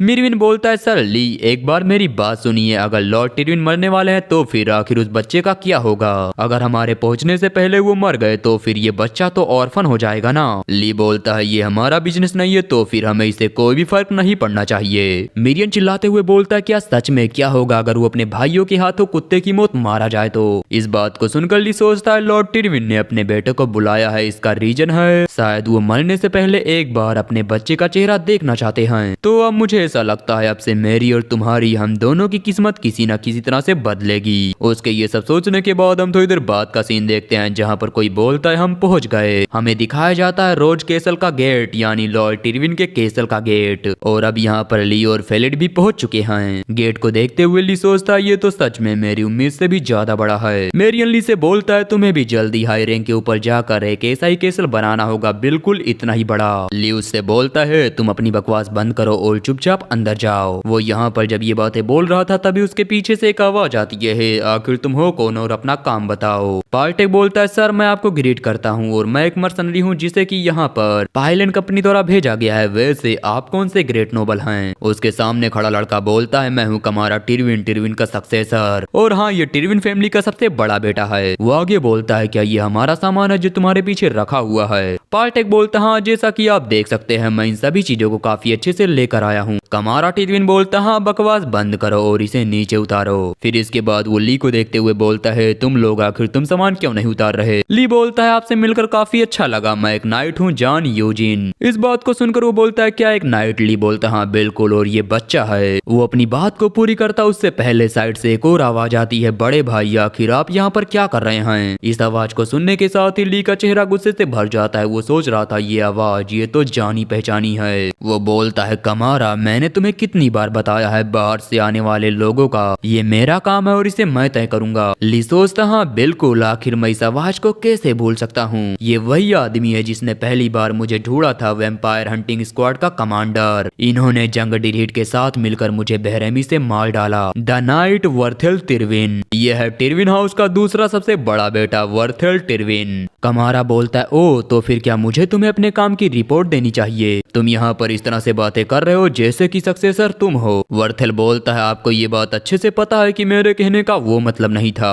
वो जब आपस में ये बातें कर रहे थे तभी उनके बीच में ली बोलता है, ये लो एक लेटर जिसे वाइल्डविन के चीफ ने भेजा है, और हाँ अगर तुम्हें याद हो तो वाइल्डविन उसी विलेज का नाम है। इस लेटर को लेते हुए वर्थेल बोलता है, क्या वाइल्डविन? लेकिन वो लेटर ले पाता उससे पहले ही ली ने उस लेटर को पीछे खींच लिया था। अब इस चीज को देख कर तो उसका बड़ा भाई भी थोड़ा हैरान हो जाता है। यहाँ पर वर्थेल भी थोड़ा हैरान था कि आखिर ली कर क्या रहा है। ली वो लेटर कमारा को देता है जिसे पढ़ने के बाद वो चिल्लाते हुए बोल रहा था, मुझे भरोसा नहीं हो रहा। मर्सनरी के ऊपर उल्फ मॉन्स्टर ने एम्बुश किया और वो सभी लोग एक साथ मारे गए, और ये बच्चा जिसे तुम लेकर आए हो ये है टिरविन का बास्टर्ड सन यानी नाजायज बेटा। फेलिड अपना इंट्रोडक्शन देते हुए बोलता है, हेलो आपसे मिलकर अच्छा लगा, मैं हूँ फेलिड। कमारा बोलता है, ओ इसका मतलब तुम हो हमारे नए भाई, हम तुम्हारा ही वेट कर रहे थे क्योंकि फादर तुमसे मिलना चाहते हैं। यहाँ पर इन सभी चीजों से वर्थेल को बिल्कुल भी खुशी नहीं होती। वो गुस्से में बोलता है, कोई इसे ले जाकर नहलाओ और इसे अच्छे कपड़े भी पहना देना। ये बोलने के बाद वो यहाँ से निकल जाता है और उसके साइड में जो सोल्जर खड़े थे वो फेलिड को खींचकर अंदर की तरफ ले जाने लगते हैं। लेकिन तभी यहाँ पर एंट्री होती है हमारे ली की। वो बोलता है, रुको। ली को नोबल के बात के बीच में बोलता है, देख वर्थेल भी काफी ज्यादा हैरान हो चुका था। ली बोलता है, कुछ भी करने से पहले मैं रिवॉर्ड के बारे में बात करना चाहता हूँ, मुझे सर टिरविन से मिलाओ। ली की इस बात को सुनकर वर्थेल गुस्से में दांत पीसते हुए बोलता है, नहीं मैं तुम्हें इस चीज की परमिशन नहीं दे सकता। ली बोलता है, क्या थोड़ी देर के लिए भी नहीं? वो बोलता है, फादर बीमार हैं, मैं तुम्हें इनाम में गोल्ड कॉइन देने के लिए तैयार हूँ, तो फिर यहाँ से भी लौट जाओ। ली बोलता है, मैंने तुम्हारे भाई को यहाँ पर लाने के लिए बहुत ही ज्यादा मेहनत की है। वर्थेल बोलता है, मुझे खुद को दोहराना पसंद नहीं, तो फिर चुपचाप यहाँ से निकल जाओ। वो जब गुस्से में ये बातें बोल रहा था तभी बीच में कमारा बोलता है, क्यों नहीं? अब अपने भाई को भी ली की साइड लेता देख वर्थेल और भी ज्यादा गुस्सा हो चुका था। कमारा बोलता है, हमें अपने नए भाई का इंट्रोडक्शन फादर से तो करवाना चाहिए ना, अगर उसके साथ ये भी फादर से थोड़ी बात कर लेगा तो फिर इसमें क्या बुराई है? वर्थेल बोलता है, ब्रदर क्या तुम भूल गए फादर को दिन में मुश्किल से 1 घंटे होश आता है, हम उस समय उनके पास किसी ऐसे पर्सन को नहीं भेज सकते जिसे कि वो बिल्कुल भी नहीं जानते। कमारा बोलता है, तो फिर क्या तुम फादर के शेड्यूल को भी कंट्रोल करना चाहते हो? वर्थेल बोलता है, ब्रदर देखो तुम बातों को तोड़ मरोड़ कर पेश कर रहे हो, मेरे कहने का ये मतलब नहीं था। कमारा ली से बोलता है, सच में मुझे इस बात का बहुत ही दुख है, लेकिन मुझे ऐसा लगता है कि तुम फादर से नहीं मिल सकते क्योंकि मेरा ब्रदर यहाँ पर सक्सेसर बनने की एक्टिंग कर रहा है, और हाँ मैं यहाँ पर बस यही होप करूंगा कि आप सेफली घर वापस लौट जाएं। फिर वो फेलिड के साथ यहाँ से जाते हुए बोलता है, नए भाई चलो मैं तुम्हें सब कुछ दिखाऊंगा, तुम मुझे बताओ क्या मैं पहले केसल को देखना चाहिए या फिर कुछ और? फेलिड बोलता है, कुछ भी, आप जो दिखाएंगे मुझे पसंद आएगा। उसे यहाँ से यूं जाता देख ली सोचता है, शुरू से यही चाहता था कि मैं इसके फादर से ना मिलूं। इसी बीच हमें यहाँ पर एक नई आवाज सुनाई जाती है, टिरविन के दूसरे बेटे आखिर तुम क्या कर रहे हो? हम उसके सामने एक आदमी को देखते हैं जिसने अपने कंधे पर किसी और को भी उठा रखा था। वो बोलता है, तो तुम यहाँ पर हो, मैं तुम्हें हर जगह ढूंढ रहा था, इसके अलावा ये लो, ये सभी वो मर्सनरी हैं जो कि विलेजर्स को लूट रहे थे, इस वजह से पीट कर मैं इन्हें यहाँ पर ले आया हूँ। हालांकि अगर तुम्हें मेरी बात पर भरोसा नहीं है तो फिर क्या मुझे इनमें से किसी को मार देना चाहिए थे, ये दिखाने के लिए कि ये चोरी कर रहे हैं। यहाँ पर वर्थेल उसकी बातों का कोई भी जवाब नहीं देता। वो बोलता है, मुझे पता है इन सभी को डंजन रेड के लिए टेम्परेरी हायर किया गया था। और हाँ, अगर तुम्हें नहीं समझ में आया तो इन सभी को डंजन रेड के लिए हायर किया गया था, लेकिन ये बाहर जाकर चोरी चकारी कर रहे हैं। और जो सेकंड सन है उसे इन सब चीजों के बारे में पता है, लेकिन वो कुछ भी नहीं कर रहा। वो यहाँ से जाते हुए बोलता है ठीक है, मैं बाद में सभी मर्सनरी से बात करूंगा। वैसे भी यहाँ पर काफी सारे लोग हमारी बात को सुन रहे हैं, तो फिर चलो अंदर चलकर बात करते हैं। वो आदमी बोलता है हाँ जरूर, क्यों नहीं। उनके यहाँ से जाने के बाद पार्टेक ली को बताता है कि वो पर्सन है सर गलफ्रिट। ली बोलता है क्या तुम उन्हें जानते हो? पार्टेक बोलता है हाँ बिल्कुल, वो एक ऐसे नाइट है जिनका फ्यूचर बहुत ही ज्यादा ब्राइट है और हाल ही में एर्गो फैमिली द्वारा आयोजित टूर्नामेंट के अंदर उनका पोजीशन 3rd था। उनके पास मॉन्स्टर जैसी पावर है और उसे संभालने के लिए उतनी स्किल भी। एक दिन तो उन्होंने 1000 से भी ज्यादा लोगों को मार डाला था। ली बोलता है आखिरकार ऐसा कोई क्यों करेगा? पार्टेक बोलता है मैं मानता हूँ ये सब उस डंजन की वजह से है जो कि हाल ही में डिस्कवर हुआ था। भले ही ये डंजन कैपिटल से बहुत ही ज्यादा दूर है, लेकिन फिर भी नाइट यहाँ पर आते हैं ताकि ये उसे ओपन करके टाइटल ले सकें। एक डंजन को ओपन करना बहुत ही ज्यादा मुश्किल है और कई सारे लोग इसके अंदर अपनी जान गंवा देते हैं। पार्टेक आगे बोलता है मेरे ख्याल से वो इसी चीज की प्लानिंग बना रहे हैं। अगर उन्होंने एक बार डंजन को ओपन कर लिया तो फिर उन्हें कोई बड़ी फैमिली हायर कर लेगी। उसकी इन सब बातों को सुनकर ली बोलता है पार्टेक अब तुम्हारा काम पूरा हो गया है ना? पार्टेक बोलता है हाँ बिल्कुल। ली बोलता है तो फिर क्या मैं तुम्हारा नया क्लाइंट बन सकता हूँ? फिर यहीं से हमारा सीन शिफ्ट होता है, आधी रात का सीन देखते हैं। यहाँ पर सभी को देखते हुए कामरा सोच रहा था मुझे कुछ भी करके डंजन को ओपन करना होगा। मेरा छोटा भाई डंजन को ओपन करने की प्लानिंग बना रहा है ताकि वो सक्सेसर की पोजीशन ले सके। इसके अलावा उसने अपने कनेक्शन का यूज करते हुए सल गलफ्रेड को भी यहाँ पर बुला लिया है। मुझे कुछ भी करके उससे पहले डंजन को ओपन करना होगा, क्योंकि अगर उसने ये कर लिया तो फिर हर कोई उसकी तरफ हो जाएगा। ये सब सोचने के बाद वो बोलता है लेकिन आखिर मैं करूँ तो करूँ क्या? मैं किसी अनजान को हायर भी नहीं कर सकता। आखिर मुझे क्या करना चाहिए? ये सब कैसे होगा? वो जब ये सब बातें सोच रहा था तभी बाहर से आवाज आती है मास्टर सर वूजिन आपसे मिलने की रिक्वेस्ट कर रहे हैं। वो सोचता है क्या वूजिन जो मेरे भाई को लेकर आया था? बोलता है ठीक है उसे अंदर भेज दो। इस बात को सुनकर ली अंदर आता है। ली को देखते हुए कामाजाओ बोलता है सर वूजिन आपका वेलकम है, आपको फेलिट के बारे में चिंता करने की जरूरत नहीं, वो यहाँ पर पूरी तरह से सेफ है। एक बार जब फादर हाउस में आ जाएंगे उस समय आपको रिवॉर्ड भी मिल जाएगा। वैसे आपने मुझे पहले जो लेटर दिया था मैं सच में उसके लिए काफी आभारी हूँ, मुझे उससे काफी अच्छा फील हुआ। ली बोलता हाँ मैं भी खुश हूँ, वैसे भी मेरा काम इस स्टेट के लॉर्ड से मिलना था। हालांकि जब कोई तीसरा मेरी मदद करने के लिए बीच में आया उस समय मैं काफी ज्यादा हैरान हो चुका था।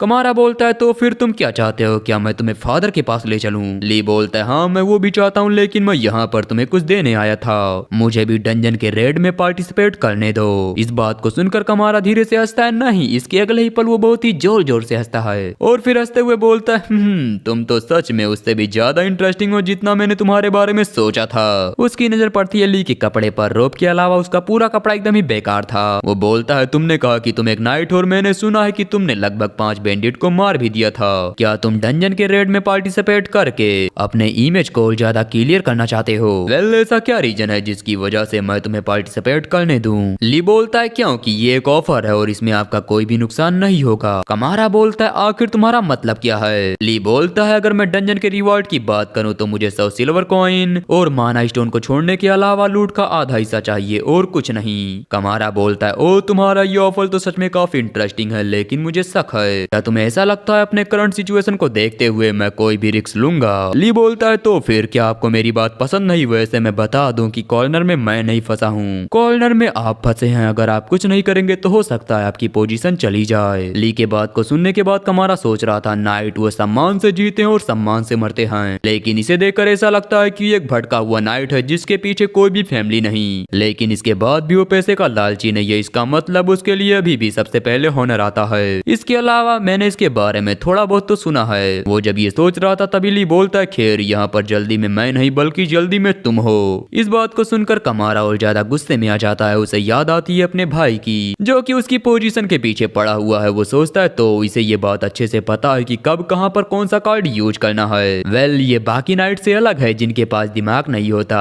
वो बोलता है ठीक है मेरे पास इतने अच्छे ऑफर को मना करने का कोई भी रीजन नहीं, मैं आपके साथ काम करने के लिए काफी एक्साइटेड हूँ सर यूजिन यानी ली। ये बोलने के बाद वो ली की तरफ अपने हाथ को बढ़ाता है। उसके हाथ को देखते हुए ली याद करता है पैट्रिक की बात को जहाँ पर उसने कहा था माना क्रिस्टल को प्योरीफाई करना बहुत ही ज्यादा मुश्किल है, इस वजह से कमीशन फीस बहुत ही हाई लगेगी, लेकिन वहाँ से आपको और भी काफी सारे रिसोर्सेस मिलेंगे तो ये आपके लिए यूजफुल यूजफुल होगा। इसके अलावा मैं आपको एक ट्रेडिंग कंपनी से मिलवाऊंगा जिसे मैं काफी अच्छे से जानता हूँ। तो बस आप उनसे ये बता देना कि आपको बाई प्रोडक्ट चाहिए, और अगर आप ये बातें बोलते हैं तो सर कमारा के पास आपके ऑफर को एक्सेप्ट करने के अलावा कोई भी चॉइस नहीं होगी। उन्हें आपका ऑफर एक्सेप्ट करना ही होगा क्योंकि आपकी फीस बहुत ही कम होगी। तो इसी सीन के साथ हमारा एपिसोड एंड होता है। मैं ट्राई करूंगा कल वीडियो अपलोड करने का, ट्राई नहीं करूंगा, जितना बना पाऊंगा 30-40 मिनट अपलोड कर दूंगा। सो प्लीज वेट करो, नेक्स्ट एपिसोड वॉच कर लेना। I request, kindly request.